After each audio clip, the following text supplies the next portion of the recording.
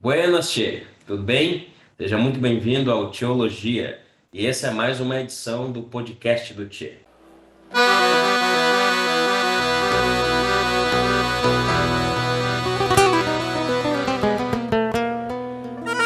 Na nossa conversa de hoje, eu convidei o pastor David Mack para conversarmos sobre a família do pastor e os desafios do ministério pastoral. O pastor David Mack, ele atua hoje como um dos pastores auxiliares da PIBA, da Primeira Igreja Batista de Atibaia. Ele também coordena o curso de mestrado em ministério no Seminário Palavra da Vida e também é um dos professores do curso. O pastor David Mack também é um escritor com 19 livros escritos, todos eles acerca de família, relacionamentos, casamentos, que envolve todo o contexto do assunto que vamos conversar hoje. Então, após a vinheta, eu e o pastor David Mack vamos conversar sobre a família do pastor. Mas antes de irmos para o vídeo, queria pedir para você, se inscreva no nosso canal, compartilhe os nossos vídeos, se inscreva, ative as nossas notificações, aciona lá o sininho, compartilha se você achar esse assunto relevante, interessante, deixe aí nos comentários o que você achou e também coloque as suas sugestões de conversas. Então, após a vinheta, vamos bater esse papo sobre a família do pastor. Até daqui a pouco.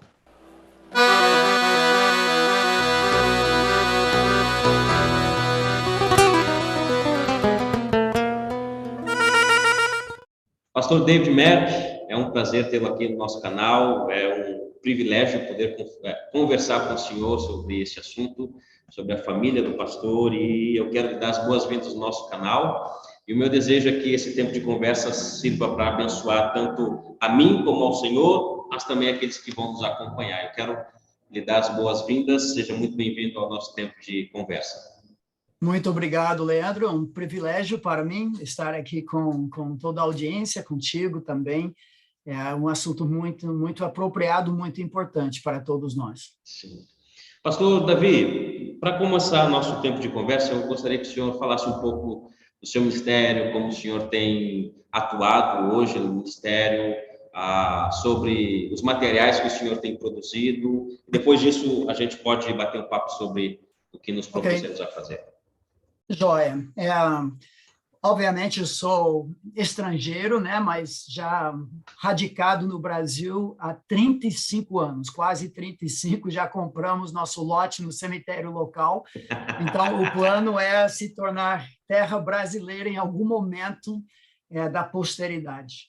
Chegamos em 87, junto com a minha esposa. Ela chegou no Brasil com 3 anos de idade, junto com os pais, que fundaram o Seminário Bíblico, então o Instituto Bíblico Palavra da Vida. E desde 87, desculpa, sou um dos professores da escola, mas o tempo todo também ativos na nossa paixão, que é a igreja local, como um dos pastores da primeira igreja batista de Atibaia, São Paulo. Hoje uma igreja de mais ou menos 1.300 membros, contando as várias congregações e ministérios ao redor do mundo. E mais especificamente, Deus nos chamou em 2016 para nos envolvermos no ministério de apoio a missionários e pastores e suas famílias ao redor do mundo, mas principalmente com o ministério chamado Word of Life, ou Palavra da Vida. Então, temos viajado, inclusive, já 4 vezes para a Ucrânia. Nosso coração está super pesado, triste com tudo que está acontecendo, orando constantemente, que temos amigos muito chegados, muitos pastores, muitos missionários lá. Ao longo dos anos, minha paixão também de escrever e preservar ensino bíblico voltado para assuntos práticos, que é a nossa paixão à família, e principalmente, então, escrevendo com a suficiência das escrituras em mente, mas aplicada a essa área específica da família e, mais especificamente ainda, a família do missionário e do pastor. Então, temos 19 livros escritos, um canal de YouTube que eu faço junto com a minha esposa, já há mais de 2 anos, chamado Palavra e Família. Então, YouTube Palavra e Família, que tem 170 e tantos programas sobre os mais variados assuntos, que dizem respeito à família. Inclusive, o último programa foi a minha esposa com o pai dela, sábado passado, saiu, que tem tudo a ver com o nosso assunto. O programa foi como fazer com que seus filhos amem o ministério, falando para missionários pastores que muitas vezes perdem os seus próprios filhos no contexto ministerial. E os dois falaram, os dois como filhos de missionários, a minha esposa e o meu sogro. É um programa bem bacana, de 9 minutos, se alguém gostaria de acompanhar. Já deixo aqui para vocês que estão nos assistindo, vai estar o link aqui do canal do pastor David, da sua esposa, e também desse episódio que ela teve com o seu pai.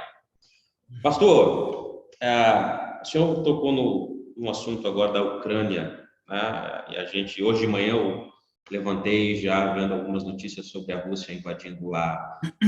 Como é que o senhor se sente tendo essa proximidade com o país? Como é que o senhor se sente agora, nesse momento? Antes de entrarmos para o bate-papo. Leandro, sabe, uma coisa, quando você ouve de eventos do outro lado do mundo, é outra questão quando você conhece as pessoas envolvidas e você sabe o impacto que isso fará. O nosso Ministério Palavra da Vida, eu lecionei o livro de Provérbios em outubro, e lá, por causa do ano letivo, é a mesma turma. Eles tinham que sair correndo para suas casas. Todos os missionários, maridos e esposas, abandonaram o campus que nós temos lá, um ministério fantástico, mas é só 30 minutos de Kiev, ou Kiev, como eles chamam. Então, estão diretamente na linha de ataque. E eu sei que cada lado tem seu lado. Tiago diz que guerras sempre vêm por causa do egoísmo, o homem querendo alguma coisa. A Ucrânia quer alguma coisa, mas é muito difícil, porque há muito tempo a gente vê a questão acontecendo e é simplesmente um outro país invadindo o território soberano e matando pessoas inocentes, soldados que meu filho é major militar, major na Força Aérea dos Estados Unidos. Então, eles não vão lá, mas eu, como pai, eu sei um pouco do que é para esses pais ucranianos e pais russos, que não tem nada a ver com isso. E seus filhos também vão morrer. É coisa horrível que eu nunca presenciei na minha vida, de 63 anos de idade, mesmo com a guerra de Vietnã e outras guerras, mas numa escala tão grande e com potencial de começar uma terceira guerra mundial. É horrível. O senhor acha que tem esse potencial de se alastrar pelo restante do... Potencial tem, que se vai acontecer, eu acho muito difícil, mas o que todos nós percebemos nesses últimos 2 anos da pandemia, o que percebemos em momentos assim, a perversidade do homem não tem limites. Meu medo é que nós não aprendemos nada da Primeira Guerra, da Segunda Guerra e de todas as guerras. E talvez agora, na nossa geração, com o mundo que é uma vila, porque o que acontece na Europa, inevitavelmente, afeta muitas, muitas vidas. Aqui mesmo, embora muitos achem que isso não tem nada a ver conosco, isso vai afetar o mundo todo se Deus não interferir logo. Sim. É uma pena, e nós temos que orar pelos irmãos que estão lá, e não só por eles, mas pelas pessoas inocentes que infelizmente vão passar por esse tempo muito difícil. Pastor, a gente sabe que aquele que se engaja no ministério, a palavra diz que este almeja um bom trabalho. Paulo vai dizer para Timóteo, aquele que almeja o episcopado, boa obra almeja. Mas junto com essa definição de Paulo, a gente sabe que vem uma gama de desafios. Quando alguém entra no ministério, alguém é chamado e decide ir por este caminho servir ao Senhor. E a primeira pergunta é: como servir fielmente à igreja, ao Senhor, como pastor, como ministro do Evangelho, enquanto serve a sua família? Como é que pode haver esse equilíbrio? Como equilibrar o serviço à igreja, o serviço à família? Bom, Leandro, eu acho que eu acho que eu vou falar várias vezes a mesma coisa no nosso programa. Por algum motivo, muitas vezes, nós entendemos a necessidade, entre aspas, de conciliar duas coisas como se fossem opostas. Eu não vejo desse jeito. E eu entendo até mesmo na nossa conversa que nós temos que repensar questões sobre prioridades, família versus igreja, igreja versus família. Eu entendo prioridades, por exemplo, não como uma hierarquia, e sim como círculos concêntricos. Nós entendemos, a glória de Deus está no centro de tudo. Mas para a nossa flecha atingir o centro, né, a glória de Deus, passa por várias camadas ou vários círculos. Não é hoje a minha prioridade é a minha família, amanhã é a igreja, no outro dia eu vou jejuar e orar. Não, a vida não é assim, a vida é camadas então esses círculos concêntricos, quando nós servimos a família, nós servimos a igreja. E o ideal é quando nós servimos a igreja, também servimos a nossa família. É um chavão, mas o ditado que diz famílias fortes são igrejas fortes tem um fundo muito profundo mesmo, porque eu entendo que a igreja, a sua natureza, é uma família. Então, em vez de falar em conciliar, você não usou esse termo agora, mas conciliar duas coisas como se fossem opostas entre si, eu creio que nós temos que trabalhar mais esperto e talvez mesclar família e igreja igreja, família. As qualificações que vêm logo depois dessa declaração de Paulo vá em frente, jovem, vá em frente, Senhor. O ministério do episcopado, da supervisão. A palavra episcopos tem essa ideia, epis sobre, scopos, de onde vem microscópio, telescópio. É uma transliteração da palavra grega que significa supervisão. Mas quais são as qualificações? Bom, dependendo de como conta, eu contei até 21 qualificações. Tem sobreposição, mas a primeira qualificação tem a ver com o casamento do cara. A maior qualificação, mais expandida ou desenvolvida por Paulo, trata dos filhos do ministro. E o argumento em tudo isso é de menor a maior, é um argumento rabínico. Se alguém não sabe cuidar da própria casa, família, como vai cuidar da casa, família de Deus? Então, resumindo, e acho que nós vamos entrar mais em detalhes, eu acho que nós temos que mudar o conceito. A igreja é como uma pequena, a família é como uma pequena igreja. Não fomos nós que inventamos isso. Os puritanos, já 500 anos atrás, trabalhavam muito essa ideia. E a igreja deve ser uma grande família. Se nós trabalhássemos nessa direção, eu acho que muitas das dificuldades práticas iriam cair para a terra. Então, só para início de conversa, seria uma perspectiva um pouco diferente. Como eu ouço muito de alguns pastores, até mesmo da minha idade, jovens, são aconselhados a priorizarem a família, igreja e depois as outras coisas mais secundárias. Como a gente pode mudar esse conceito que o senhor acaba de falar? Temos que mudar o conceito, temos que mudar essa perspectiva de prioridade, igreja, família, igreja. Como mudar esse conceito para esses pastores que estão chegando e que, às vezes, prioriza ou quer cuidar mais da sua família em detrimento à igreja?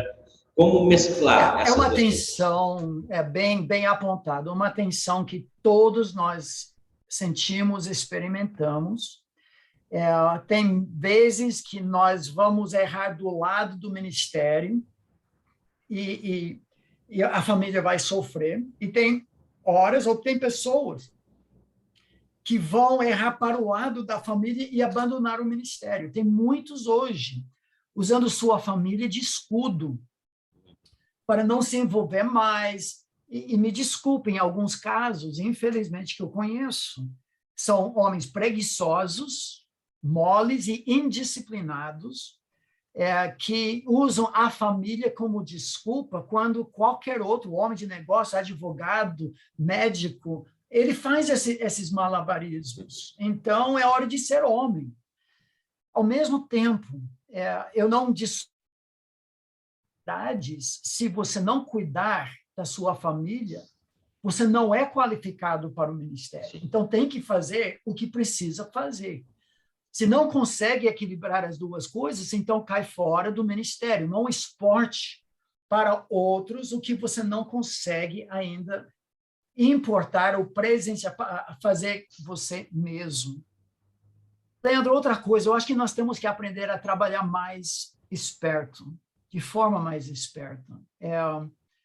Nós sempre tentamos, eu aprendi isso do meu sogro, e que também foi filho de missionário de Guatemala, de envolver a família como time. Se a igreja é negócio, franchising, empreendimento, então ninguém está nem aí com a esposa, o casamento do executivo. Os filhos podem ser drogados, isso não. Desde que tenha saldo no final do ano, não tem problema. Essa mentalidade mata a igreja local. A igreja não é clube, a igreja não é franchising, a igreja não é empresa, a igreja é a família. E se eu, como técnico da minha família, e como um pastor jovem, digamos, há razões porque o texto bíblico trata de presbíteroi. São normalmente homens de experiência, não são neófitos, não são recém-plantados, têm experiência de vida, talvez tenha menos demandas de educação de filhos pequenos. Isso quer dizer que um jovem não pode ser pastor? Não. Timóteo provavelmente tinha menos de 40 anos de idade, mas é mais difícil. Então, esse pastor que luta, tem hora que, e normalmente Deus usa a nossa esposa, nem sempre, mas normalmente a mulher que deve, o domínio dela é o lar. Nós somos responsáveis pela família, mas ela domina a casa. Nós achamos baldes de água fria. Você não tem coração para o ministério, você está sempre me segurando, e você fala que eu viajo demais, eu trabalho demais. Nós temos que entender que Deus deu essa melhor amiga em nossa vida como pastores para nos acordar. Talvez áreas onde não é o reino de Deus, mas nosso reino que estamos construindo. Agora, pensando nessa questão, um pouco da esposa, do ato da esposa. A gente sabe que, às vezes, querendo ou não, nós vamos não nos dedicar, mas vamos trabalhar em alguns dias mais para a igreja e vamos deixar um pouco a família um pouco esperando. E sempre e eu ouço, às vezes, da minha própria esposa, de que eu estou trabalhando demais, como o senhor falou, e de que o marido dá mais atenção ao ministério do que para a família. E sendo que, às vezes, essas demandas da igreja querem e precisam da nossa atenção. Como a gente pode também envolver a esposa a entender ou explicar de maneira que ela entenda que vai existir momentos em que a igreja vai precisar do seu pastor, muito mais do que a própria família. Como fazer ela entender, não só ela, mas os filhos, a família como um todo, como fazer eles entenderem isso? Ok, Leandro, essa é uma excelente pergunta. E eu aprendi do meu sogro e tentei praticar em casa. A questão principal é o que te caracteriza. Nos momentos normais, corriqueiros, a família sabe que é a prioridade da sua vida, a paixão da sua vida. Você pastoreia a sua família, você tem um tempo individual com a esposa, com seus filhos, você doutrina a sua casa, você é o pastor da esposa, você ora com sua esposa, você lidera um culto doméstico com seus filhos, um tempo de sondar o coração, quando você está em casa, de dar um beijo, colocar a criança para dormir, dar banho na criança. Essa vida rotineira. Quando vem crises conjugais, falecimentos, diagnóstico de câncer, aqueles momentos que o pastor precisa estar presente. Se você é caracterizado por esses depósitos na conta bancária de confiança da sua família, eles vão entender isso. Eu sei que a minha esposa sempre comenta, no início e final do ano letivo, o pai, que era fundador de um instituto, depois seminário bíblico, o primeiro mês, o último mês, ele desaparecia. E a família entendia, a esposa não reclamava, falava mal da escola, do ministério, eles oravam pelo papai, pelo ministério.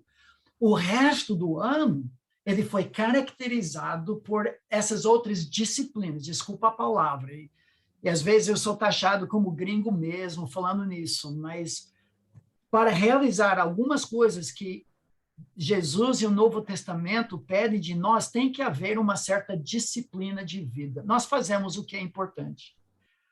Então, na minha perspectiva, falando com a família, explicando, tem momentos, mesmo na noite da família. Por exemplo, a gente sempre tinha quinta-feira à noite.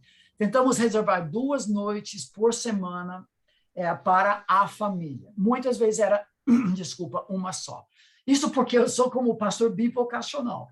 Professor do seminário missionário e, no fim de semana, pastoreando, pregando na igreja. Então, havia muitas demandas, mas sabendo que haverá 2 noites, papai vai estar em casa, e uma vai ser nossa noite da família, nós vamos ter papai conosco. Se, de repente, tem uma crise conjugal naquela noite, eles entendem. Agora, se eu não sou caracterizado, quando eles têm necessidades, eu não estou presente, e a igreja chama e eu sumo, agora me desculpa, mas você não está pastoreando o menor para poder pastorear o maior. Entendi. Eu acho que, então, o que vamos dizer assim,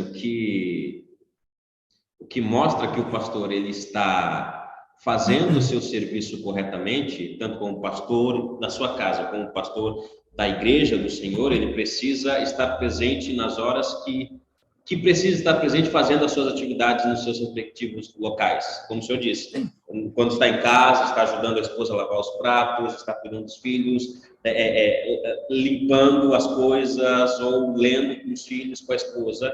Isso mostra que ele está envolvido com a sua família. De maneira Leandro, que... eu não falei nada sobre lavar prato, não. Você que falou, eu não falei isso.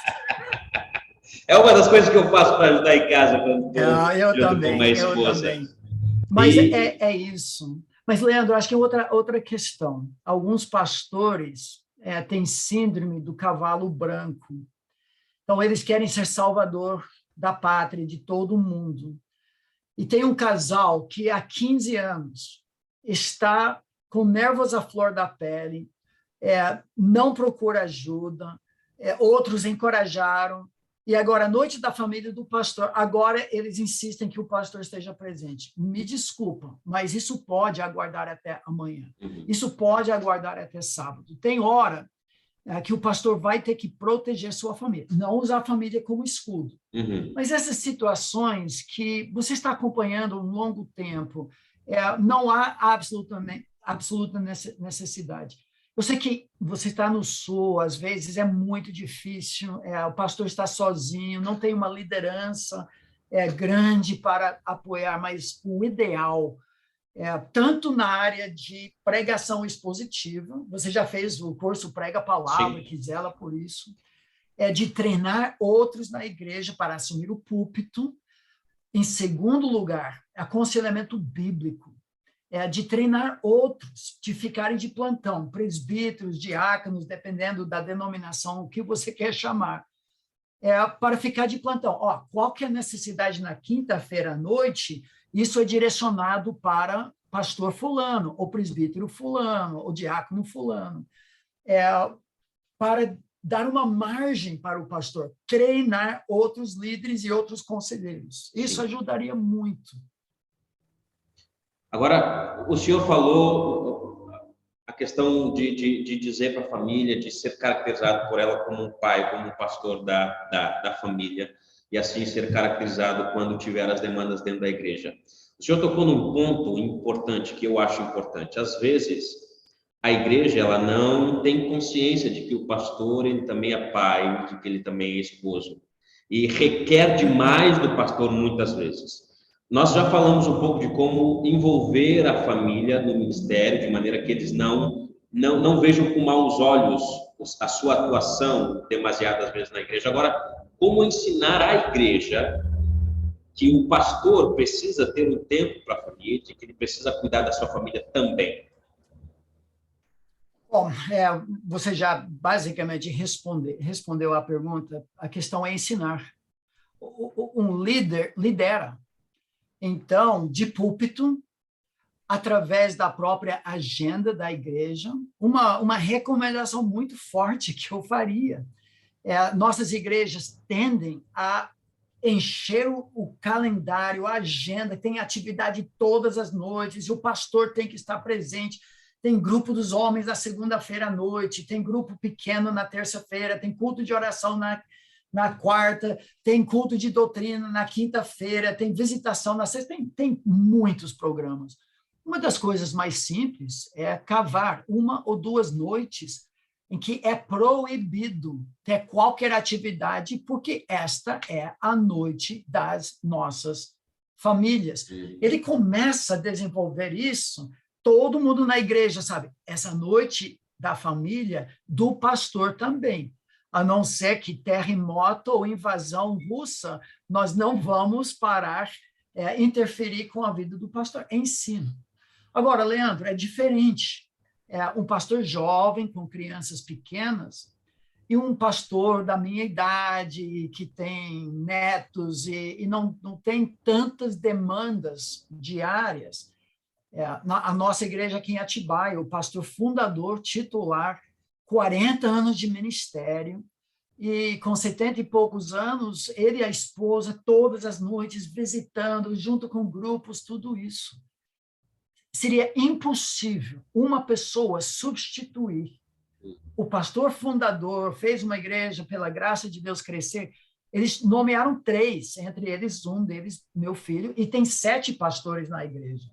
Esse triunvirato de homens pastores mais jovens precisam intercalar as responsabilidades, dividir, delegar, porque um pastor jovem não consegue fazer tudo e, ao mesmo tempo, guardar sua família. A igreja precisa, se quer um pastor jovem, que tem energia, tem visão, tem disposição, mas vai ter que sacrificar em outras áreas, porque ele precisa pastorear a sua própria família. Mas tem que falar abertamente sobre isso.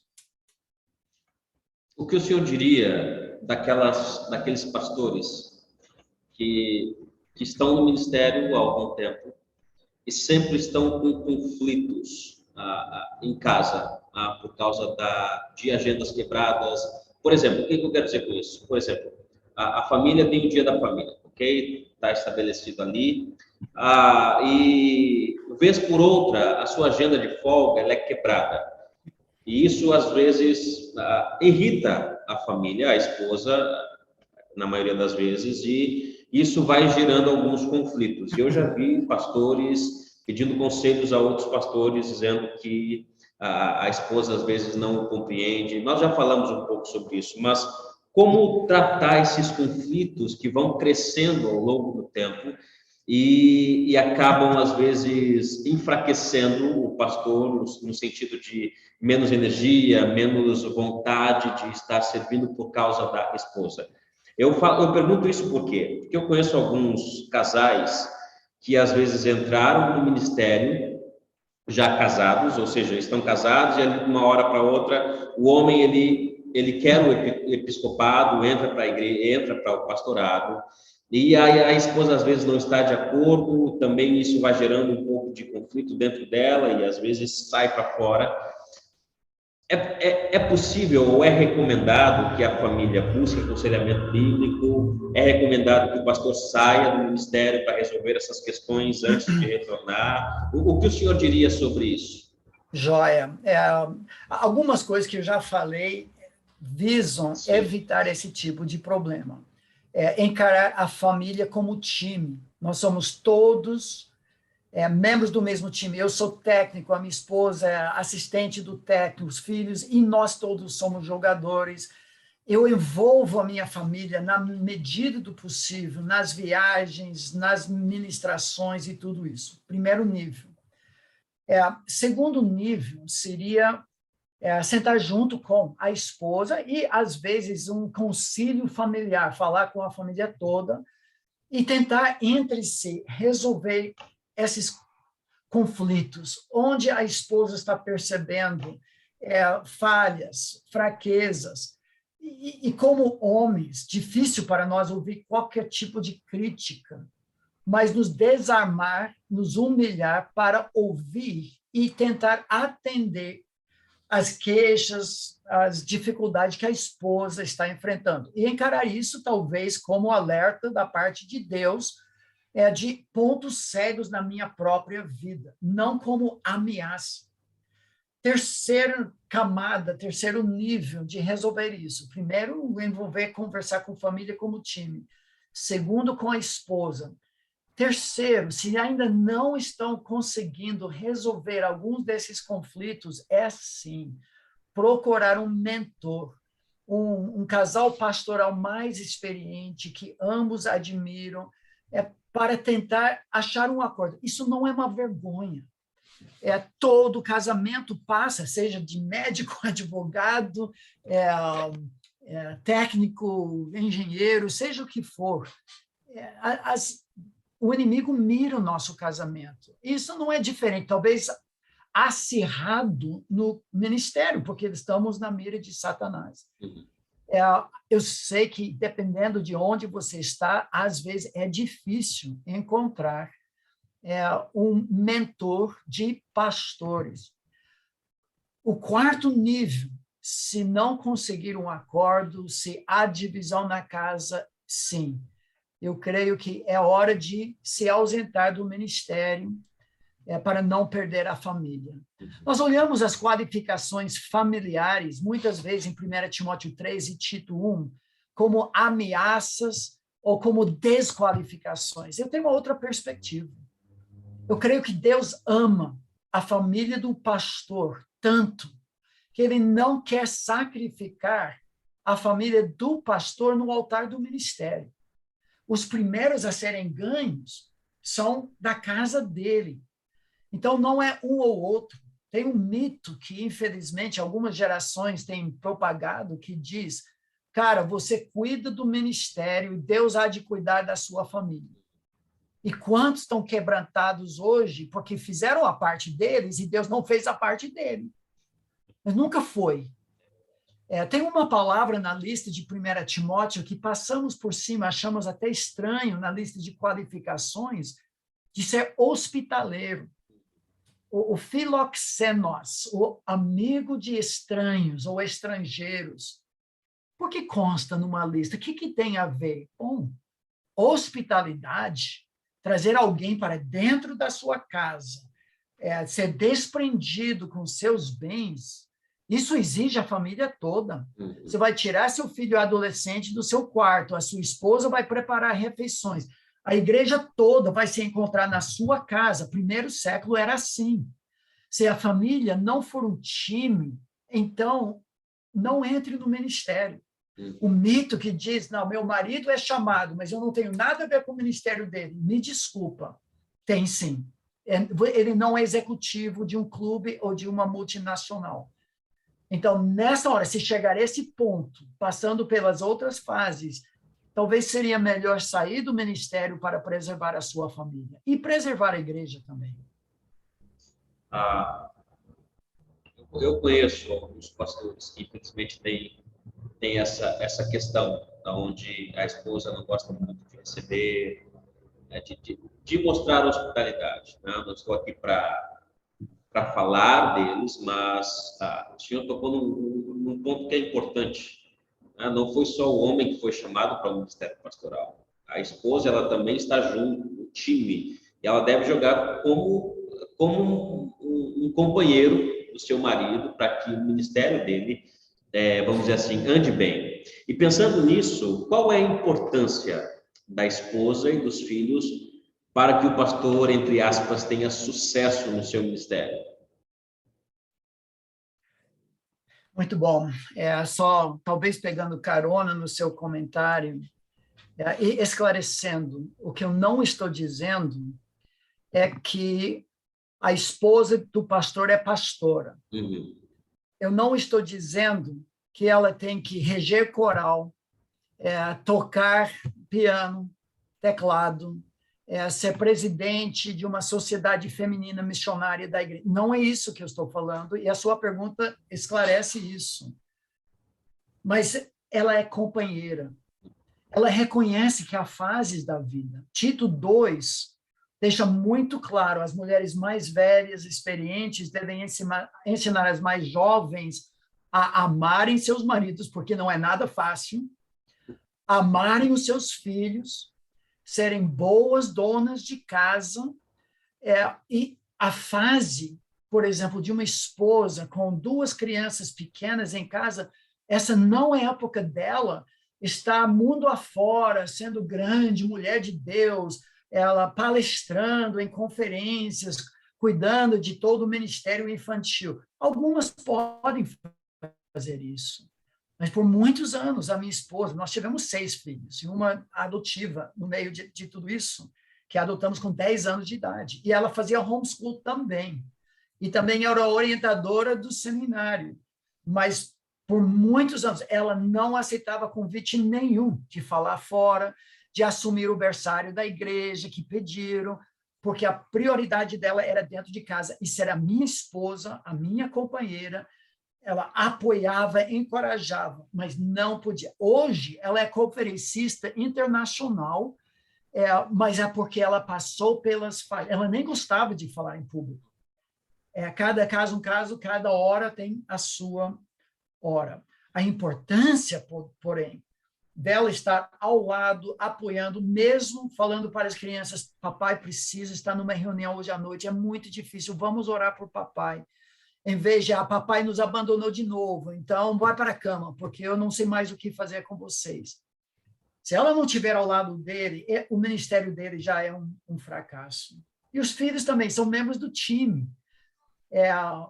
Uma das coisas que eu tenho estudado nessa área, eu fiz parte do meu doutorado justamente sobre a família do seminarista casado, e estudando gerações de líderes evangélicos, aqueles que conseguiam envolver a esposa e especialmente os filhos dentro do ministério, tem um alto grau de sucesso dos próprios filhos também entrarem no ministério.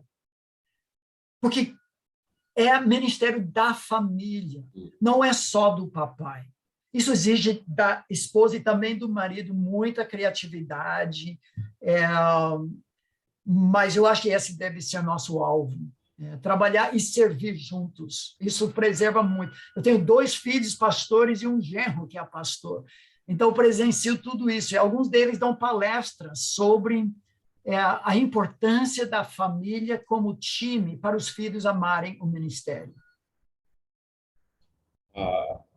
E pensando nesse contexto, pastor, de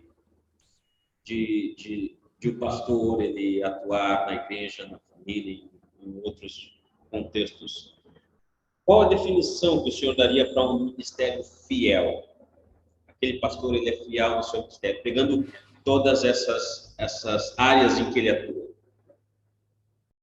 Bom, isso é extremamente abrangente. Obviamente, o pastoreio do rebanho pequeno, fiel em pouco, fiel em muito. Esse é o argumento dentro do nosso assunto. Não é o único, eu não sou familiólatra.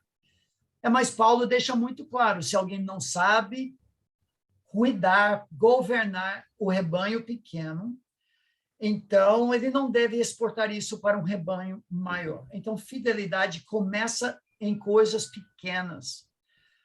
Agora, 2 Timóteo já nos ajuda bastante. Vários textos que eu gosto muito, que é a última vontade do apóstolo Paulo, e ele deixa essas instruções finais para Timóteo realmente ser um obreiro aprovado. O que ele diz?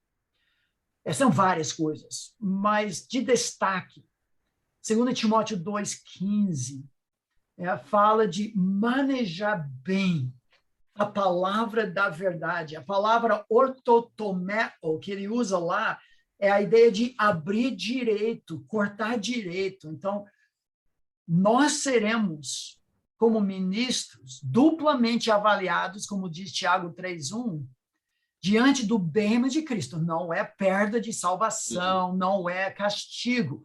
Jesus resolveu essa questão. Mas as nossas obras, o nosso ministério, será, 2 Timóteo 2,15 diz, o padrão de avaliação vai ser fidelidade ao manejar bem a palavra. Capítulo 4 repete essa mesma ideia. Ele diz, conjuro-te, Timóteo, diante de Deus e de Cristo Jesus, que há de julgar vivos e mortos, prega a palavra. Então, mais uma vez, o apóstolo diz, e logo em seguida ele fala para cumprir cabalmente o ministério. Tudo isso está no contexto de ser... A ideia de ser um pastor é de conduzir aos pastos verdejantes da palavra, alimentar. Começa em casa, começa conosco. 1 Timóteo 4 diz para Timóteo ter cuidado de si mesmo e da doutrina. Então, começa comigo, meu relacionamento com Deus, com a minha família, e agora com o manejar bem da palavra da verdade com o rebanho maior. São alguns padrões. Tem uma fórmula que sempre ensinei os meus filhos, que tem tudo a ver com essa questão. Excelência é o produto de fidelidade, fazer a coisa certa porque é certo, mais perseverança, continuar fazendo até o fim. Ou seja, fidelidade mais perseverança equivalem excelência e aprovação diante de Deus. Fazer a coisa certa o tempo todo, com as falhas, tudo pela graça de Deus. E só fazer o que é pedido e continuar fazendo. Você já sobe como nata, você vai ser excelente. Agora, não fazer a coisa certa ou não continuar fazendo, você é medíocre. Esses são os padrões de avaliação diante do tribunal de Cristo. Pastor Merck, antes de caminharmos para o final, quais os conselhos o senhor daria para o jovem que é casado e que almeja o episcopado? Quais os conselhos, as sugestões, o que o senhor ofereceria para esses jovens que estão no seminário, ou até mesmo aqueles que não estão no seminário, mas estão querendo um ministério pastoral? Como é que o senhor ajudaria-os a ingressar no ministério pastoral de uma maneira saudável? Ok. Excelente. Bom, à luz de 1 Timóteo capítulo 3, se alguém aspira, a palavra original tem a ideia de se estender para atingir. Eu creio que há espaço para se voluntariar, se manifestar diante de liderança, diante de pastores atuais, líderes que ele conhece, que ele tem esse desejo. Número 1. Com isso, espera-se que haja algum tipo de mentoreamento e agora, chave, avaliação por parte da igreja. É uma coisa você se estender, é outra coisa a igreja local reconhecer dons ministeriais e qualificações familiares de liderança, apto para ensinar, qualidade de caráter, muito mais do que conhecimento doutrinário. Essas coisas você adquire no seminário, estudo bíblico, discipulado, mas questões de caráter são extremamente profundas. Então, manifeste-se, eu estou sentindo que Deus está mexendo. Você poderia me acompanhar, alguém pode me acompanhar. Aguardar o reconhecimento da igreja local. Procurar o melhor treinamento possível dentro do contexto do ministério. E, infelizmente, muitos dos nossos seminários treinam cabeças e não corações e mãos. A nossa escola, desde a sua fundação, Esdras 7, 9 e 10, a boa mão do Senhor pairava sobre Esdras, porque ele tinha disposto o coração a buscar a palavra do Senhor, a lei do Senhor, estudar, a praticar a palavra. Nós chamamos isso de vida. E ministrar em Israel estatutos e ordenanças. Estudo, vida e ministério é uma formação holística, não é só crânio. Só cria seminários acadêmicos e não pastores. Então, o sujeito precisa estar sendo avaliado, mas engajado no ministério. Porque você aprende a ministrar, ministrando. Então, seriam alguns conselhos. E é um processo, exige o reconhecimento do corpo local, envolvimento na igreja local. Ser uma peça solta, eu não vejo isso nas Escrituras. A igreja local é soberana nessas questões. Seriam alguns conselhos, tem muitos outros, mas... Pastor, eu sei que o seu tempo é corrido e eu não quero me estender muito também, para terminarmos o nosso tempo aqui. E eu gostaria de estender um pouco mais, mas... outra hora a gente faz. Com certeza, podemos marcar. Mas, para nós terminarmos aqui, a gente sabe, como eu disse no início, que o Ministério Pastoral ele vem cheio de desafios. E, às vezes, a gente sabe que, em alguns momentos, ele se torna até pesado de ir sozinho. E há esse problema em alguns pastores de tentar resolver todas as coisas sozinhas. E como o senhor enxerga, essa é a pergunta, as mortes de alguns pastores causadas por depressão nos últimos tempos? E se eu não me engano, o último caso que teve foi há 4 anos atrás, de um pastor que era lá na Califórnia. Eu acho que o nome dele era Andrew Stokely. Eu não sei se o senhor está ciente disso. Mas há alguns anos atrás, pelo menos no mesmo tempo, de 3 a 4 pastores se mataram. E acredita-se que foi por causa de depressão, por não estar tão bem na sua vida ministerial e familiar. Como é que o senhor enxerga esse problema desses pastores tirando a sua própria vida por causa do desgaste? E como é que o senhor falaria, o que o senhor indicaria para guardar desses perigos esses pastores? Ok. De fato, eu conheço casos muito mais recentes, inclusive esse ano, de um ex-aluno da nossa escola, também era pastor batista, afastado, muito conhecido no Brasil, porque também era músico. Inclusive, dava aula para o meu filho na minha casa, quando era aluno aqui. E conheço outro que, alguns anos atrás, tirou a vida na frente da família, era ex-aluno e era aluno do Pregue a Palavra, ministério do qual você também fez parte. Então, eram pessoas cercadas de mentores, de amigos, de conteúdo bíblico, e mesmo assim, acharam que seria o fim mais fácil. Primeiro, o pastor tem pés de barro, e pastor e sua família são atacados. Eu vou dizer, não creio numa grande distinção entre clero e leigo, mas líderes estão na mira de Satanás. Então, nós não somos isentos, não existe uma vacina, primeira, segunda, terceira dose. Dependendo também de aspectos pessoais, família de origem, o pastor pode entrar em depressão. O problema é quando temos a síndrome de super-homem e tentamos resolver os problemas sozinhos e não abrimos o coração. Muitos deles eram cercados de gente que queria ajudar, mas a nossa cabeça dura não permite isso.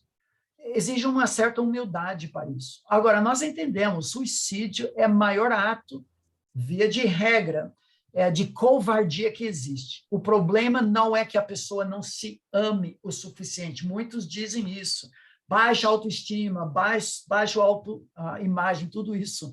O problema é que essa pessoa se ama demais. Vai deixar todo mundo sofrer e sofrer mesmo, que não tem um sofrimento igual, que eu saiba, do que ter um parente seu se suicidar. Mas é o caminho fácil para essa pessoa. É possível, eu não entendo que significa que perdeu a salvação. Obviamente, tem perguntas se a pessoa realmente estava agarrada em Cristo e só Cristo, mas eu não digo que a pessoa foi para o inferno porque suicídio é o único pecado não perdoável. Isso não está na Bíblia. Talvez, de tudo, a questão de todo pastor precisa encontrar em algum momento, e talvez seja só virtualmente, com parceiros, companheiros, amigos, mentores, alguém para quem ele possa abrir o coração, uma válvula de escape. Claro que a esposa seria a primeira linha de defesa, mas, infelizmente, nós não temos muitos que estão dispostos a procurar essa ajuda. Quais as suas considerações finais, pastor, sobre o assunto? Sobre todo esse aqui que nós tratamos, de família. Nós temos que levar... Eu estive numa igreja em Belo Horizonte, uma igreja tradicional, histórica, mais de 100 anos, doutrina sólida, e haveria uma eleição naquela igreja presbíteros, e um deles, que já tinha sido eleito várias vezes, ele me chamou de lado, um homem bom, falou: Davi, aquelas listas que tem, sabe, 1 Timóteo, Tito, sobre qualificações de presbíteros, isso é válido para hoje?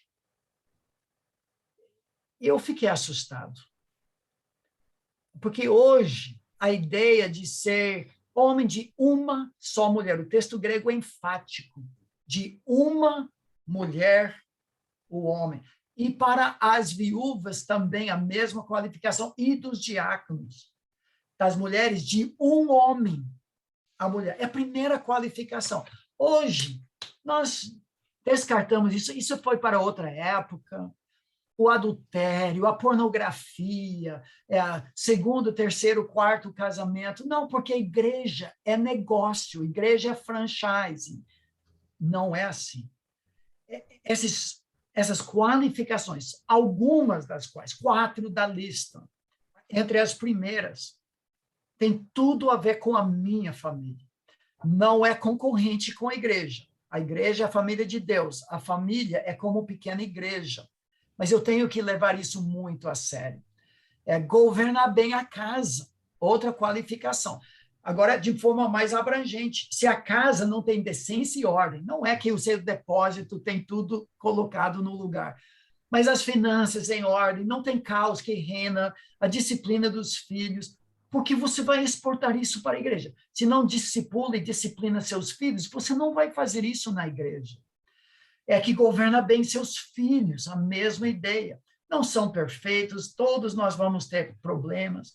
Hospitaleiro, gerando a mentalidade de que a família é um time para servir a outros. Nós temos que levar isso muito a sério. E sempre há áreas de melhorar, nós temos que clamar pela graça de Deus, reforçar, recomeçar, pedir perdão da esposa, dos filhos, talvez da igreja, organizar a igreja para favorecer isso em suas próprias famílias.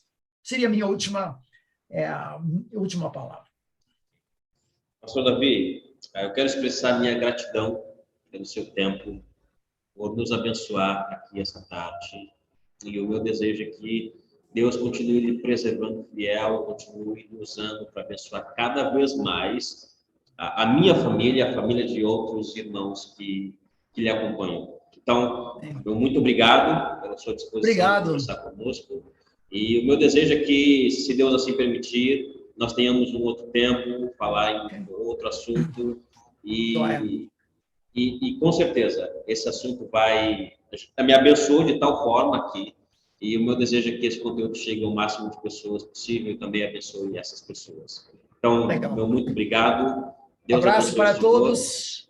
Muito obrigado. Deus te abençoe. Abraço, pastor. E a todos. Tchau, tchau. Um abraço.